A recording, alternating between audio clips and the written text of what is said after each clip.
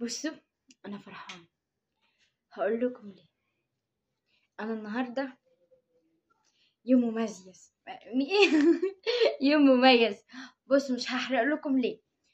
انا لسه راجعه من التمرين عامه، يعني ما حبيتش اطلع بطرحه التمرين. بص، ومش عارفه ليه كله بص، بس يلا ما علينا. انا النهارده انا النهارده عيد ميلادها. عيد ميلادها. هو النهارده عيد ميلادها. انا خايفه اقول النهارده عيد ميلادي، مش عايزه احرقها عليكم.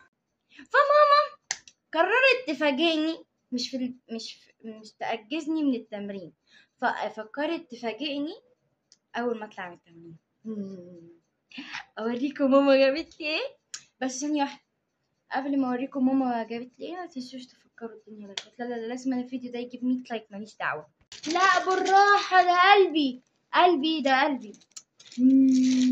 ترى ماما جابت لي سماعه، كان نفسي بقالي كتير فيها. عامة يعني جابت لي واحدة بس اتكسرت، كان نفسي كتير فيها.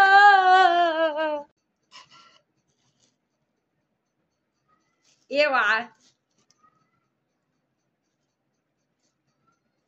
انت، وي، اوعى يا صاحبي. على فكرة السماعة دي مش بتسمعني حاجة. بصوا يا جماعة، دي هدية ماما الحلوة طبعا. اشوفكم في الفيديو الجاي.